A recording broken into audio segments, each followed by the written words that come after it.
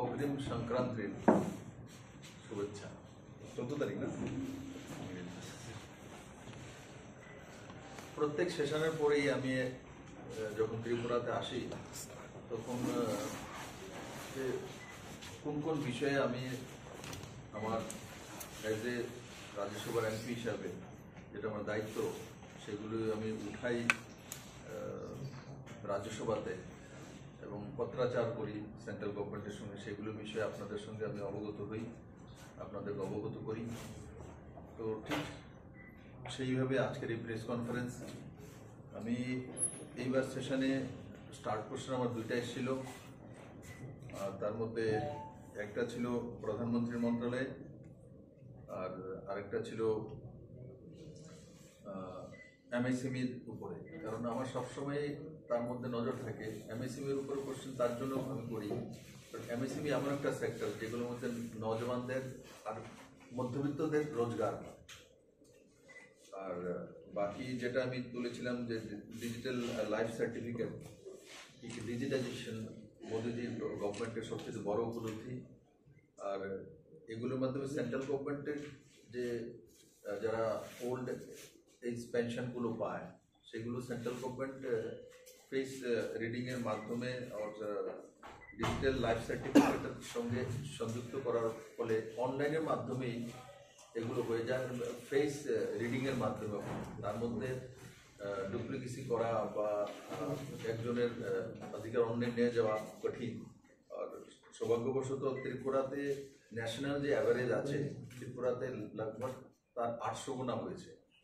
ত্রিপুরাতে তার পরিমাণটা ভালো, তো সেটা গুড সাইন। তো আমি তার কপি আপনাদেরকে দিয়েছি, ডিটেলস আমি বলবো না যে স্টার্ট কোশ্চেন কি ছিল। আর সাপ্লিমেন্টারি স্টার্ট কোশ্চেন তার মধ্যেও আমার কোশ্চেন ছিল অন্যদের ছিল, দুইটি সাপ্লিমেন্টারি কোশ্চেন আমি রাজ্যসভাতে তুলেছিলাম। একটা ছিল যে এলপিজি সিলিন্ডারের মধ্যে যে ডেলিভারি করার জন্য কোম্পানি থেকে 20 রুপিস পার সিলিন্ডার দেওয়া হয় পুরো দেশব্যাপী, কিন্তু এগুলো এজেন্সিগুলো কোনোদিনই কাস্টমারকে বলে না। ও কাস্টমার কাছ থেকে উল্টা 100 টাকা 50 টাকা বাড়িতে পৌঁছে দিয়ে নেবে। হ্যাঁ, যদি ব্যক্তিগত কারণে কোনো কাস্টমার মাসে একবার না দুইবার সিলিন্ডার নিতে যাচ্ছে তার নিজের চান না, কিন্তু মাসে একবার বা 2 মাসে একবার সিলিন্ডার তার বাড়িতে পৌঁছে দেওয়া, এত কিলোমিটার মধ্যে একটা কিলোমিটার রেঞ্জ থাকে, তার জন্য সেন্ট্রাল গভর্নমেন্ট তাদের প্রতি সিলিন্ডার 20 টাকা করে তার মধ্যে থাকে।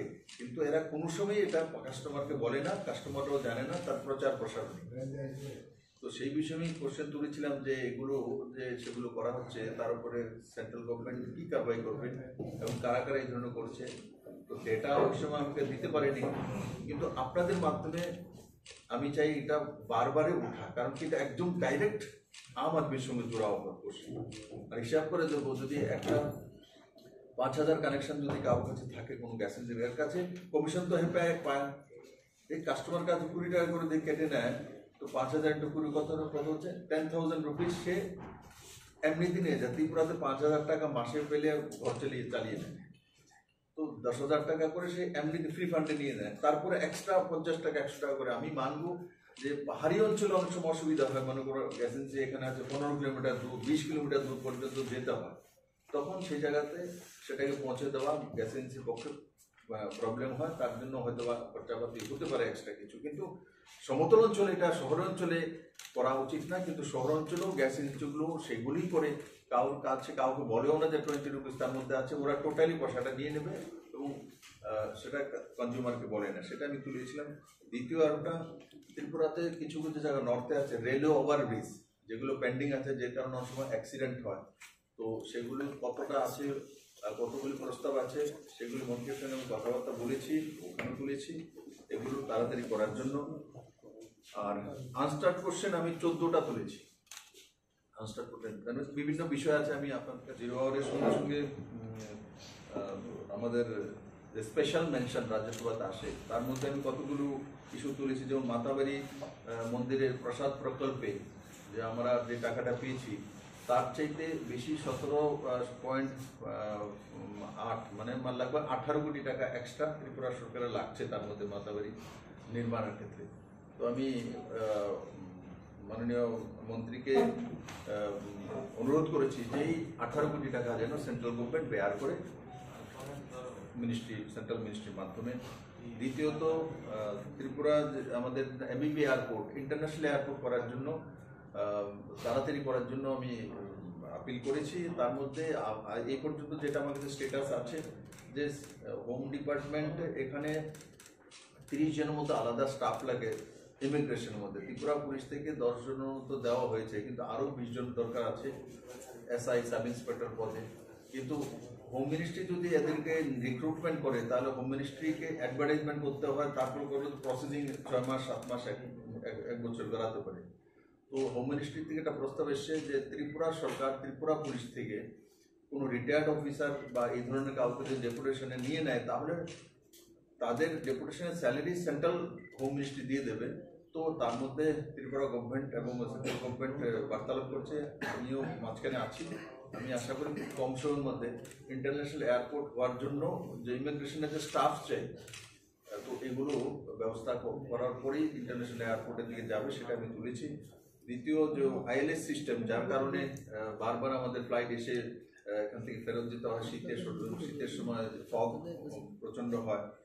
তো আইএলএস সিস্টেম নতুন এয়ারপোর্ট হওয়ার পরও আইএলএস সিস্টেম এখনো ডেভেলপ পুরো হয়নি, তার পারমিশন পাওয়া যায়নি, কিন্তু এটা অন প্রসেস আছে এবং তোলা হয়েছে। আমি একে ফলো আপ করছি।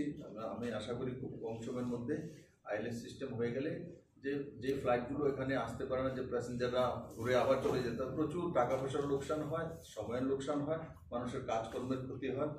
তো সেটা আম আদমির সঙ্গে যুক্ত বিষয়, এইগুলো আমি তুলেছি।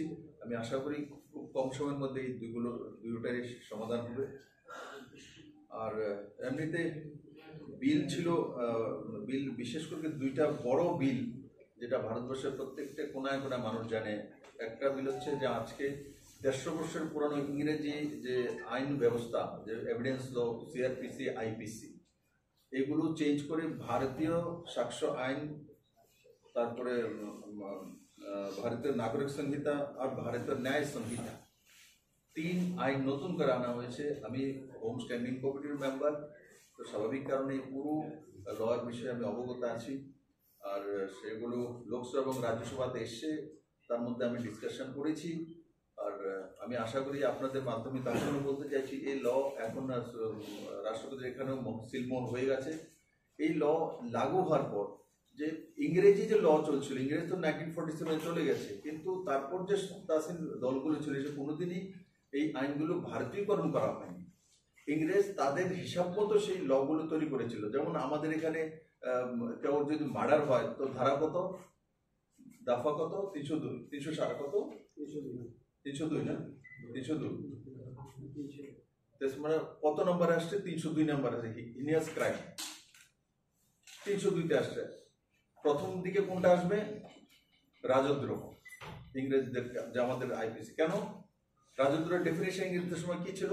রাজদ্রোহের ডেফিনিশন সরকারের বিরুদ্ধে বললে রাজদ্রোহ লাগবে, সরকারি কোনো ব্যক্তির বিরুদ্ধে বললে রাজদ্রোহ লাগবে। কারণ ইংরেজ চালাতো, তার জন্য ইংরেজের বিরুদ্ধে বলতে পারবে না, ইংরেজের শাসকের বিরুদ্ধে বলতে পারবে না, আর ইংরেজ সিস্টেমের বিরুদ্ধে বলতে পারে না, বললেই রাজদ্রোহ হবে।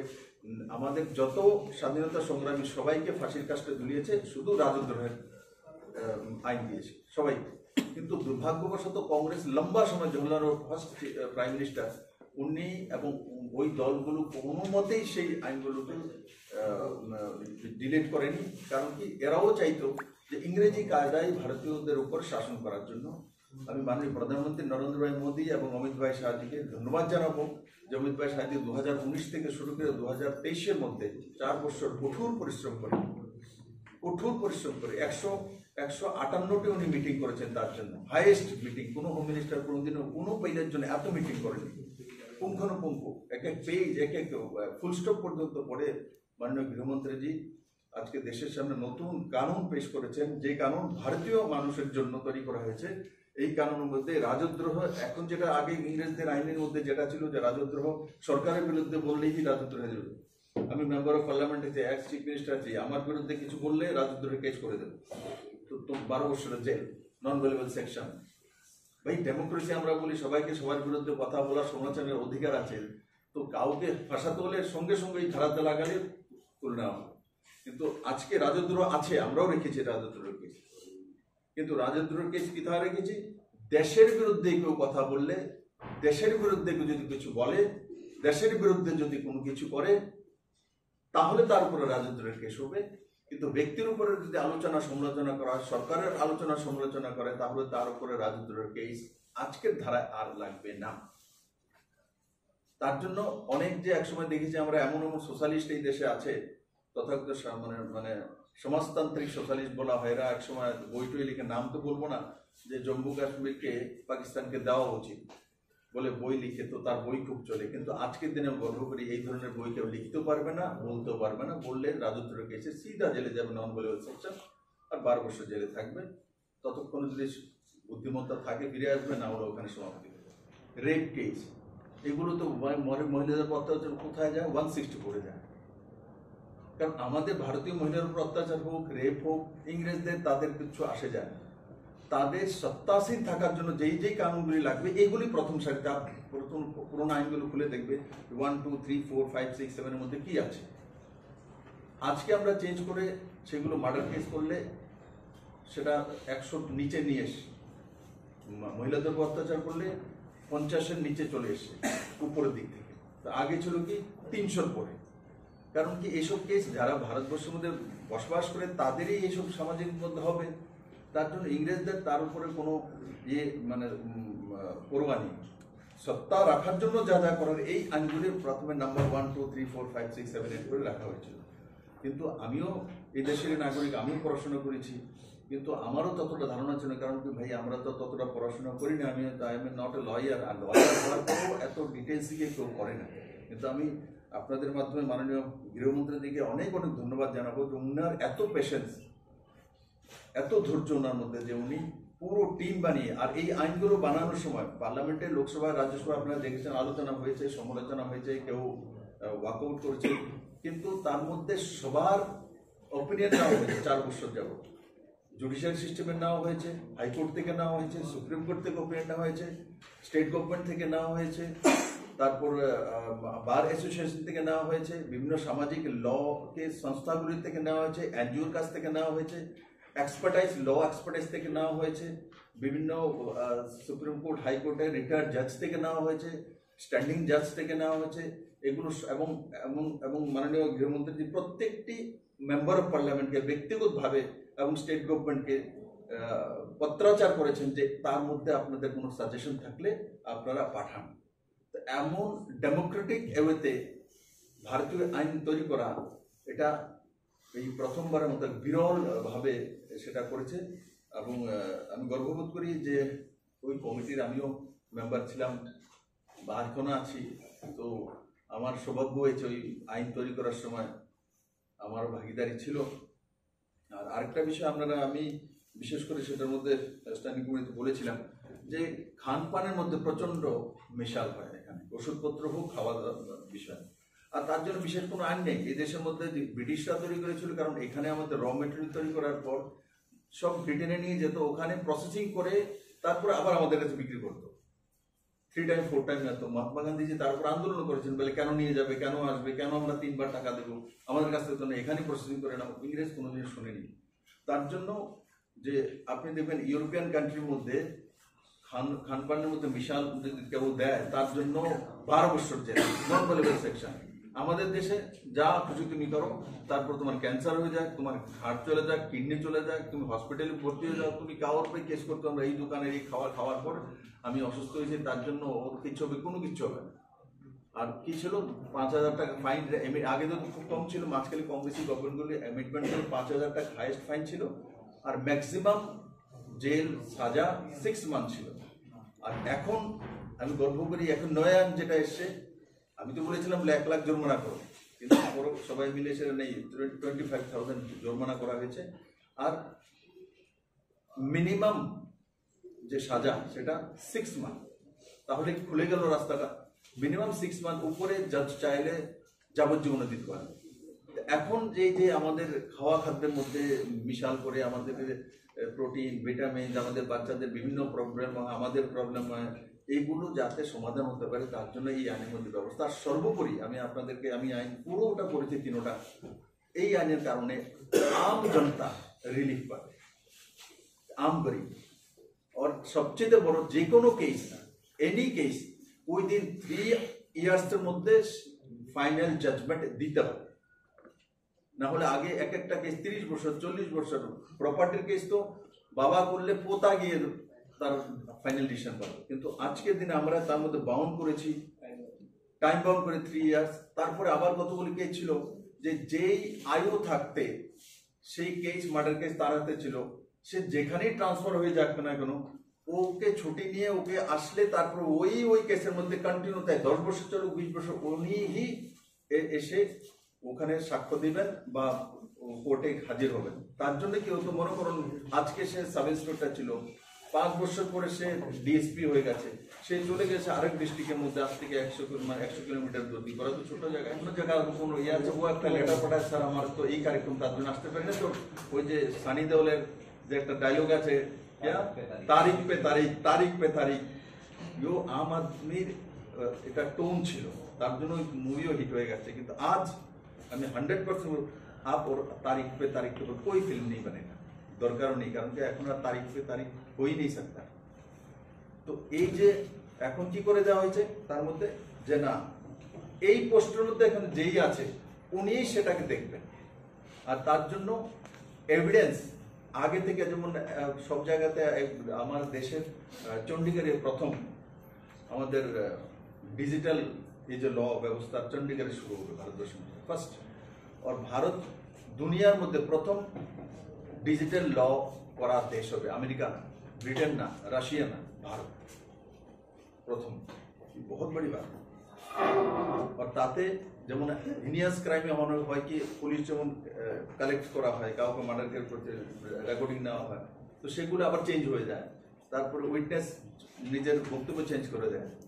এখন আর পারবে না, কারণ কি প্রথম দিন যেটা নেওয়া হবে সেটা ডিজিটাল নেওয়া হবে, অডিও ভিডিও সবকিছু নেওয়া হবে, তার 3 কপি করা হবে, 1 কপি ফটাফট ওই দিন 48 আওয়ার্স কোর্টের কাছে চলে যাবে, 1 কপি পুলিশের কাছে থাকবে, আর 1 কপি অ্যাডমিনিস্ট্রেশন কাছে থাকবে। কেউ ছেড়ছাড় করে কোনো কিছু করতে পারবে না, আর তার চেঞ্জও করতে পারবে না। আর তার মধ্যে যেমন আমাদের একটা অসুবিধা হয়, আমাদের কাছে অফিসিয়াল এর ব্যবস্থা খুব কম, তার জন্য বড় মাত্রায় আপনারা সবাই জানেন যে ত্রিপুরাতে একটা ফরেন্সিক ইউনিভার্সিটি ক্লাস চলছে, আর নতুন করে বিল্ডিং এর কাজও চলছে, অমিত ভাই সাজি সেটা শিলান্যাস করে গেছেন। সারা ভারতবর্ষে তার জন্য 70% 75% আমরা ব্যবস্থা করে নিয়েছি, যাতে এফএসএল এর ব্যবস্থা সব জায়গায় হতে পারে, না হলে এই যে ব্যবস্থা আমরা করেছি সেগুলো বাস্তবায়ন হতে পারবে না। তো কুল মিলিয়ে এই যে আইনগুলো আছে এইগুলো সাধারণ মানুষের জন্য রিলিফ নিয়ে আসবে। সাধারণ মানুষকে যখন আগে কোর্টে আর পুলিশি ব্যবস্থা যেভাবে হয়রানি করা হতো, এখন আর সেগুলো কোনো মতেই করা যেতে পারবে না, কোনো কেস পেন্ডিং রাখতে পারবে না, কোনো কেস ডেট দিয়ে বিশেষ করে ডিস্ট্রিক্ট কোর্টে লোয়ার কোর্টে করা সম্ভব হবে না।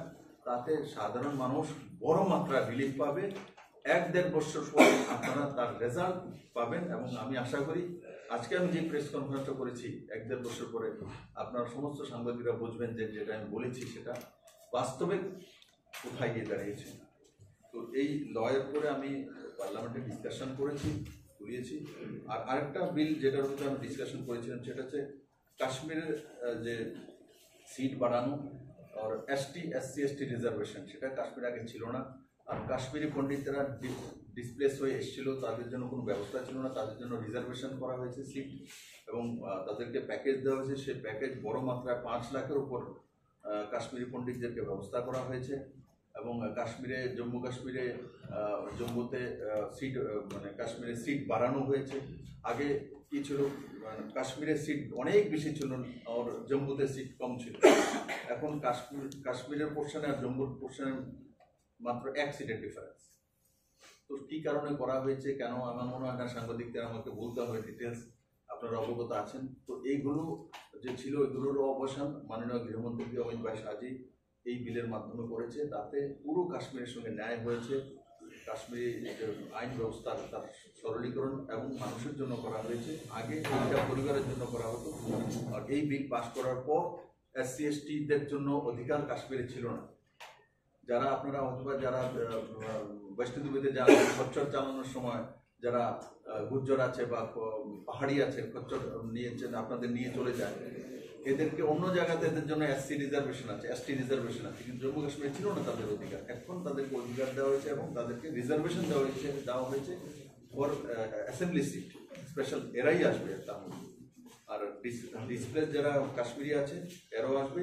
আর প্লাস যেটা আজকের দিনে আমাদের পিওকে আছে, পাকিস্তান অকুপাই যে কাশ্মীর আছে, আমরা মানি কি এটা ভারতবর্ষের অংশ, তার জন্য 24টা সিট আমরা তার মধ্যে সুরক্ষিত রেখেছি। তো ওই 24টা সিট ওই জায়গাতে থাকবে।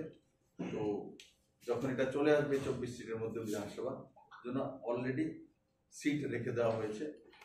তো কারণ কি আমি তার জন্য কথা বললাম যে এই ধরনের ব্যক্তিত্ব এবং মানসিকতা সম্পন্ন গৃহমন্ত্রী তার আগে আমার মনে হয় না সর্দার বল্লভভাই প্যাটেল ছাড়া কেউ ছিল। হিট অ্যান্ড রানের ডেফিনেশনটা কি? হিট অ্যান্ড রানের এটা একবার আমার মনে হয় আপনারা হিট অ্যান্ড রানের ধারাটা বের করে দেখো, তার মধ্যে অমিত শাহজি রাজ্যসভার বক্তব্য বের করে নিন, মধ্যে হিট অ্যান্ড রানের বিষয়ে বলা হয়েছে। হিট অ্যান্ড রানের মধ্যে যেমন মব লিঞ্চিং আর হিট অ্যান্ড রান, কারোর সঙ্গে শত্রুতা থাকলে তাকে মানে হিট অ্যান্ড রান করে মেরে দিত, ऐसा বহু কেস। তারপরে কোনো কেস নেই, তেমন কোনো ধারাই নেই ভারতবর্ষ। হিট অ্যান্ড রানে মেরে দিলে তো আপনি মার্ডার করে নিন, আপনার জন্য কোনো কিছু। কারণ কি ওই জামানাতে গাড়ি চালাতো শুধু ইংরেজরা, তো তাদের গাড়িতে ধাক্কা খেয়ে মরে গেলে ইংরেজ থোড়ি জেলে যাবে, থাকবে না। তার জন্য এমন করেছেন, তাদের কোনো লই নেই, পার্সোনাল রাইভেলারির জন্য তার মধ্যে নিয়ম কারণ তার ভিডিও আনা হবে, তার অ্যাটিটিউড দেখা হবে। এমন নাই কারোর সঙ্গে ধাক্কা লাগতেই তাকে জেল হয়ে যাবে, এমন একদম না। ইনোসেন্ট পার্সনকে কোনোদিনই করা হবে না, যে প্ল্যান মাফিক করেছি। কারণ কি organised crime, hit and run আর বাকি তিনটে, আরেকটা হচ্ছে মব লিঞ্চিং, এই তিনোটার জন্য ভারতবর্ষে কোনো আইনই ছিল না, কোনো আইন ছিল না। মব লিঞ্চিং কোনো আইন আছে? মব লিঞ্চিং মরে গেলে কেউ তার দায়িত্ব নেবে না, মার্ডার হয়ে যাক, যা খুশি তার করে। কিন্তু এখন মব লিঞ্চিং এ যদি কাউকে মার্ডার করা হয়, তো মব লিঞ্চিং এ মার্ডার করলে তার জন্য শাস্তির প্রাবধান করে দেওয়া হয়েছে, যাবজ্জীবন কারাদণ্ডের ব্যবস্থা করে দেওয়া হয়েছে। সেটা আগে ছিল না, কারণ মব লিঞ্চিং ভারতবর্ষে শুরু করেছিল মাওবাদীরা। মব লিঞ্চিং তাদের কায়দা ছিল, তার মধ্যে না কানুন ছিল না, তার জন্য মব লিঞ্চিং করে বড় বড় বিশিষ্ট ব্যক্তিদেরকে মারার ব্যবস্থা করতো, মাওবাদী আন্দোলন, ফাল্লা ডিল্লা এইসব নাম দিয়ে। আর আরেকটা যেটা সবচেয়ে সিরিয়াস, যে অর্গানাইজ ক্রাইমের জন্য ভারতবর্ষে কোনো আইনই ছিল না। অর্গানাইজ ক্রাইমের জন্য ছোট ছোট চুনোপটি যে ধরা পড়েছে, বোম এখানে ব্লাস্টিং করে দেওয়া হয়েছে। তো কে করেছে? ও ড্রাইভার করেছে, ও রিক্সাওয়ালা করেছে। ওকে ধরে এনে এরপরে কিছু বেশি প্রমাণ পাওয়া যায় না, 6 মাসের জেল একে ছাড়তে হয়। এখন অর্গানাইজ ক্রাইমের মধ্যে তুমি লন্ডন থাকো আর তুমি ইউএস থাকো, তার জন্য ব্যবস্থা করা হয়েছে। এবং এর মধ্যে নন ভেলেবল সেকশন এবং যাবজ্জীবন কারাদণ্ডের ব্যবস্থা আছে। এবং ইন্টারন্যাশনাল লকে মানে ওকে মানতে হবে, আমাদের দেশের ল হিসাবেই আমরা তাকে পিক আপ করবো, কারণ অর্গানাইজ ক্রাইম করেছে। এবং মূল ব্যক্তি তার উপর সাজা হবে, তার ব্যবস্থা এর মধ্যে রাখা হয়েছে। সেই ইনভেস্টিগেশনের ব্যবস্থাও রাখা হয়েছে। এবং এই যে তিনটা যে বললাম, মব লিঞ্চিং, অর্গানাইজ ক্রাইম আর হিট অ্যান্ড এই তিনটা আগে কোনো আইনই ছিল না ভারতবর্ষের মধ্যে। আমি জানি না, আমার মনে হয় আপনারা জানেন যে ভারতবর্ষে কোনো জায়গাতে একটা ল ছিল না তার মধ্যে। তো এটা তো স্বাভাবিক, এটা তো ভারতবর্ষের আম আদমির পক্ষেই ভালো হয়েছে যে ক্রাইম কম করার জন্য। আর দ্বিতীয় বিষয় যে আমাদের ক্রাইম করার পরে কেস আমরা নেই, এফআইআর করার পর দেখি যে কোর্ট থেকে ছুটে যায়, ইয়ে হয় না, কনভিক্টেড হয় না, কনভিকশন রেট। এখন এই আইন চালু হওয়ার পরে কনভিকশন রেট মোটামুটি বরাবরের কাছাকাছি থাকবে কনভিকশন রেট। কারণ আপনি কোনো মতেই তাকে ম্যানিপুলেট করতে পারবেন না, সময়ের সময় আপনি ম্যানিপুলেট করে দেবেন, কোনো উপায় নেই। ফার্স্ট ডে যা এভিডেন্স এসছে একে মানে নাড়াচাড়া করার কারোর কোনো ক্ষমতা নেই, কারণ 48 ঘন্টার মধ্যে তার সমস্ত কিছু হয়ে যায়। আপনি ম্যানিপুলেট করবেন, আপনার কাছে সময় নেই।